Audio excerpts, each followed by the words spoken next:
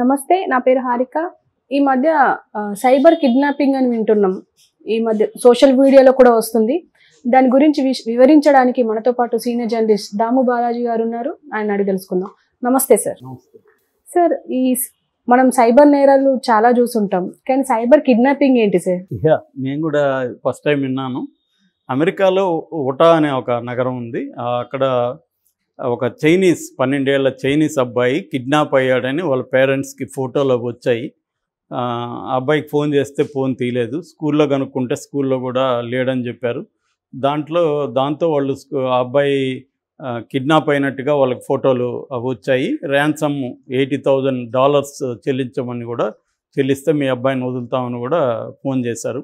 దాంతో వాళ్ళు స్కూల్లో వాళ్ళకి చెప్పారు. స్కూల్లో వాళ్ళు పోలీసులు కంప్లైంట్ చేశారు. పోలీసులు వచ్చి మొత్తానికి ట్రేస్ చేయాలనుకున్నారు. ఈ లోపల వాళ్ళు పేరెంట్స్ని తీవ్రంగా బెదిరించారు. మీ అబ్బాయిని చంపేస్తామంటే వీళ్ళు $80,000 వాళ్ళకి ట్రాన్స్ఫర్ చేసేసారు. చేసినాక ఈ అబ్బాయి ఒక రిమోట్ ఏరియాలో దొరికాడు. అతన్ని నిన్నెవరు కిడ్నాప్ చేశారంటే నన్ను ఎవరు చేయలేదు, నేనే వచ్చాను ఇక్కడికి అన్నాడు.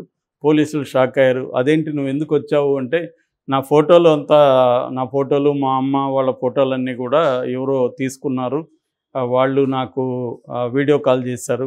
ఇట్లా మీ ఫోటోలంతా మార్పింగ్ చేసేసారు. మా అమ్మది, మా చెల్లెలు వాళ్ళంతా నీట్గా ఉన్నాయి, నాది కూడా. సో ఇవన్నీ చేసేసి ఇవన్నీ బయట పెడతాము, సోషల్ మీడియాలో పెడతాము, మీ స్కూల్లో కూడా ఓపెన్గా మీ స్కూల్ వెబ్సైట్లు అన్నిట్లో పెట్టేస్తామని చెప్పారు. దాంతో భయపడి నేను మీరేం చెప్తే అది చేస్తానన్నాను. సరే నువ్వు ఒక పని చేయి, నువ్వు దూరంగా వెళ్ళిపోయి నువ్వు కట్టేసుకొని ఆ ఫోటోలు మీ ఇంట్లో వాళ్ళకి మాకు పెట్టు, మేము మీ ఇంట్లో వాళ్ళకి పెడతామని చెప్పారు. నేను వాళ్ళు చెప్పినట్టే చేశాను. ఆ తర్వాత నాకేం జరిగింది తెలియదని ఆ కుర్రాడు చెప్పాడు.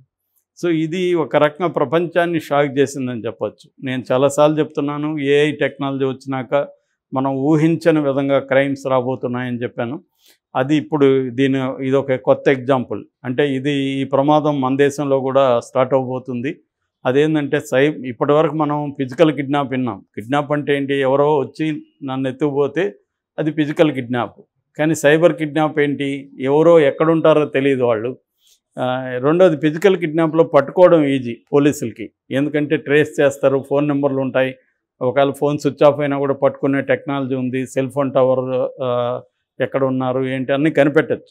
కానీ ఆఫ్ఘనిస్తాన్లో ఉండి నన్ను సైబర్ కిడ్నాప్ చేయొచ్చు ఇక్కడ. సో వీళ్ళు వెళ్ళి ఆఫ్ఘనిస్తాన్లో అక్కడ పట్టుకోలేదు. సైబర్ కిడ్నాప్కు ఉండే వెసులుబాటు ఏంటంటే, ఇవాళ మన అందరినీ సోషల్ మీడియాకి అలవాటు చేసేసారు. ఇవి స్మార్ట్ ఫోన్లు వచ్చేసాయి. దాదాపు 80% అంటే దాదాపు 100 కోట్ల పైన ఇండియాలో స్మార్ట్ ఫోన్స్ ఉన్నాయి. ఈవెన్ నిన్నెవరో ఒక ఆయన ఫేస్బుక్లో పెట్టాడు, ఎక్కడో కొండల అడవుల్లోకి వెళ్తే తూర్పుగోదావరి జిల్లాలో ఒక ట్రైబల్ ఉమెన్ పశువుల్ని తీసుకెళ్తూ ఆమె దగ్గర స్మార్ట్ ఫోన్ ఉందంట. ఏందమ్మా నువ్వు స్మార్ట్ ఫోన్ వాడతావంటే, అవును సార్ నేను యూట్యూబ్ వీడియోలు బాగా చూస్తుంటానంటే, నువ్వేం చదువుకున్నావు అంటే, నేనేం చదువుకోలేదు సార్ అనిందంట. అని వీళ్ళని అడిగిందంట, మీరేం చేస్తారు సార్ అంటే, మేము ఒక యూట్యూబ్ ఛానల్ నడుపుతాము అని చెప్పాడంట. పేరేంటి సార్ అంటే పేరు చెప్పాడంట. ఇమీడియట్గా యూట్యూబ్లో సెర్చ్ చేసిందంట. సెర్చ్ చేసి వీళ్ళ ఛానల్ చూసి, బాగానే ఉంది సార్, 30,000 మంది సబ్స్క్రైబర్లు ఉన్నారు మీ ఛానల్లో, అన్నీ మీరు మా గురించే ఎక్కువ పెడుతున్నారు సార్ అని చెప్పిందంట.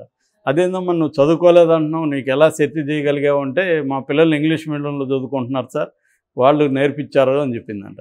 సో ఇది ఒక బెస్ట్ ఎగ్జాంపుల్. అంటే స్మార్ట్ ఫోన్లు ఏ స్థాయికి వెళ్ళిపోయి, దీనివల్ల మంచి ఉంది. అంటే ఆమె తమ జీవితాలకు సంబంధించిన నాలెడ్జ్ కావచ్చు, ఆ వీడియోలు చూడడం, ఆమెకి కొన్ని రకాల స్కిల్స్ డెవలప్ అవుతాయి, అంతవరకు బాగానే ఉంది.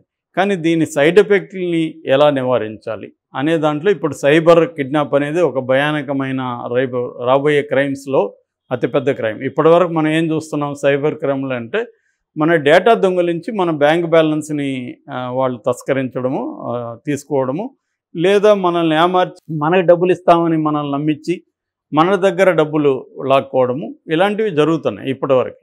కానీ సైబర్ కిడ్నాపింగ్ అనేది ఇది ఒక రాబోయే కాలంలో అతిపెద్ద క్రైమ్ కాబోతుంది. దీన్ని మన పోలీస్ వ్యవస్థ లేకపోతే నిఘా వ్యవస్థలు పట్టుకోవడం కూడా డిఫికల్ట్గా ఉంది ఈ సంఘటన చూస్తే. ఇదేంటంటే ఎక్కడో ఉంటారు వాళ్ళు. ఇప్పుడు ఫర్ ఎగ్జాంపుల్ నేనున్న నా ఫోటోలు, నావన్నీ వీడియోలు అన్నీ ఉంటాయి బయట, అవి తీసుకుంటారు వాళ్ళు. వాటిని ఏఐ టెక్నాలజీ ఉపయోగించి న్యూట్గా మార్చేస్తారు. లేదా ఇంకొక అమ్మాయితో నేను ఇంటిమేట్గా ఉన్నట్టుగా కూడా వాళ్ళు క్రియేట్ చేసేస్తారు.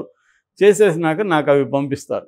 పంపించినప్పుడు నాకు ఒక్కసారికి భయభ్రాంతం అవుతాను. ఎందుకంటే నా కాంటాక్ట్స్ అంతా కూడా వాళ్ళ దగ్గరికి వెళ్ళిపోతాయి. నా ఫోన్లో కాంటాక్ట్స్, నా ఫేస్బుక్ అన్నీ వెళ్ళిపోతాయి. అప్పుడేం వాళ్ళు నన్ను ఏం చెప్తారంటే, నువ్వు మేము చెప్పినట్టు వినకపోతే ఈ వీడియోలు అంతా బయటకు వస్తాయి, ఇమ్మీడియట్గా రేపు బ్రేకింగ్ న్యూస్లో వస్తాయి, నువ్వు చాలా బ్రేకింగ్ న్యూస్లు చెప్తుంటావు, నువ్వే ఇప్పుడు బ్రేకింగ్ న్యూస్ అవుతావు అని బెదిరిస్తారు. నాకేందంటే నేను ఆల్రెడీ మీడియాలో ఉన్నా కదా, భయం వేస్తుంది. రేపు పొద్దున నా యూట్యూబ్ వీడియోలు అంతా వస్తాయేమో. దాంతో నేనేం చేస్తాను, మీరేం చెప్తే అది చేస్తాను సార్, మీరు పెట్టకండి దయచేసి అని నేను రిక్వెస్ట్ చేస్తాను.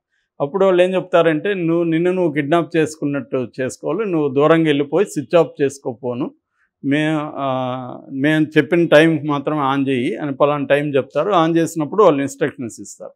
సో ఇప్పుడు వాళ్ళు ఏం చెప్పమంటారంటే, నేను మీ వైఫ్కి ఈ వీడియోలు పెడతాము, నువ్వు కట్ చేసుకొని నిన్ను కిడ్నాప్ చేసుకున్నట్టుగా నువ్వు వీడియో కానీ ఫోటో కానీ సెల్ఫీస్ తీసుకొని పంపించు అని చెప్తారు. సో నేను ఎక్కడికి పోయి ఇప్పుడు దారాలతో నన్ను కట్టుకొని నన్ను ఒక వీడియో, నన్ను కిడ్నాప్ చేశారని నా వైఫ్కో మా బంధువులకో, ఇట్లా నన్ను కిడ్నాప్ చేశారో, వాళ్ళు అడిగిన డబ్బులు ఇచ్చేసి నన్ను రక్షించు అని నేను చెప్పాలి. సో నా దగ్గరే చెప్పిస్తారు. చెప్పించినాక ఈ వీడియోని మా వైఫ్, ఫర్ ఎగ్జాంపుల్ మా వైఫ్ అనుకోండి, మా వైఫ్కి పెట్టి, మీరు 20 లక్షలు డబ్బులు ఇమీడియట్గా బ్యాంక్ లేకపోతే మేమని చంపేస్తూ ఉంటాం. సహజంగా భయపడతారు కదా ఎవరైనా, ఫోటోలు చూస్తారు, మనం దీనంగా పెట్టుంటాము. సో ఇప్పుడు వాళ్ళు ఏం చేస్తారు, ఆ 20 లక్షలు ఏదో ఒకటి చేసి వాళ్ళకి పంపిస్తారు. ఇది సైబర్ కిడ్నాప్ అంటే. ఇది ఇప్పుడు అమెరికాలో ఈ ఉతా అనే దగ్గర స్టార్ట్ అయింది. ఇది ప్రపంచవ్యాప్తంగా రాబోతుంది. ముఖ్యంగా ఇండియాలో వస్తే, ఇండియాలో ఏంటంటే ఇంకా అమెరికా లాంటి సిటీలన్నా హై ఎడ్యుకేషను అంతా ఉంటుంది. ఇక్కడ ఇంకా ఎడ్యుకేషను ఇవన్నీ కూడా చాలా తక్కువ ఉంది. ఇటువంటి దాంట్లో ఇప్పుడు రేపొద్దున డబ్బున్న వాళ్ళకంతా ఈ ప్రాబ్లం స్టార్ట్ అవబోతుంది. సో దీన్ని ఎలా డీల్ చేయబోతున్నాం, దీన్ని ముందే ప్రివెంట్ చేయాలంటే ఏం జాగ్రత్తలు తీసుకోవాలనే దానికి FBI అంటే federal bureau of investigation America వాళ్ళు కొన్ని సజెషన్స్ ఇచ్చారు. అదేంటంటే, మీరు ఎక్కడికి పోయినా మీ ఫోటోలు వీడియోలు సోషల్ మీడియాలో పెట్టేయడం అలవాటు చేసుకుంటున్నారు, అది తగ్గించండి, మానుకోండి. ఒక ఫోటో అప్లోడ్ చేయాలంటే కూడా 100 సార్లు ఆలోచించండి. ఎందుకంటే మీ ఫోటోలు లేకుండా ఉంటే మిమ్మల్ని ట్రేస్ చేయడం కష్టం. సో కాబట్టి సోషల్ మీడియాలో ఫోటోలు వీడియోలు పెట్టడం మానేయండి అన్నారు. అది మానలేము, ఇవాళ అలవాటైపోయింది. రీల్స్ ఇవన్నీ అలవాటైపోయింది. అది వెరీ వెరీ డిఫికల్ట్. కానీ అది మెల్లమెల్లగా తగ్గించుకోవాలి. ముఖ్యంగా అమ్మాయిలు ఎక్కువ తగ్గించుకోవాలి. రెండవది అంటే, అబ్బాయిలు అంటే కొంచెం 1-2 జరిగినాక న్యూడ్ ఫోటోలు పెట్టుకోరని నేను కూడా ఇస్తాను, ఇంకా కావాలంటే అని అనొచ్చు అబ్బాయిలు. కానీ అమ్మాయిలు అలా అనే పరిస్థితి ఇంకా మన సమాజంలో లేదు. నేను అమ్మాయిలకు కూడా అదే చెప్తున్నా చాలాసార్లు, మీ న్యూడ్ ఫోటోలు ఎవరన్నా పెడతా అంటే ఇంకా నేను ఇస్తాను, పెట్టుకోండి అనండి, ఏం కాదు, ఏమవుతుంది, అందరూ న్యూడ్ బాడీసే, మనం అందరూ బట్టల కింద, ఏం కాదని చెప్తున్నాను. ఎందుకంటే ప్రాణం కంటే సోకాల్డ్ మానవం అనేది ఏమీ గొప్పది కాదు. రెండోది, ఆ మిత్తుపోతే ఏముండదు, అదొక గిల్ అంటారు కదా, అలాగే చూస్తే ఏమవుతుంది చూస్తే ఏమవుతుంది చూస్తారు అంతే. సో కాబట్టి అలాంటి యాటిట్యూడ్ మనలో రాకపోతే, మనల్ని ఏదైతే వీక్గా వాళ్ళు పెట్టుకుంటారో ఆ వీక్నెస్ మనం చేయకూడదు, చూపించకూడదు ఆ వీక్నెస్.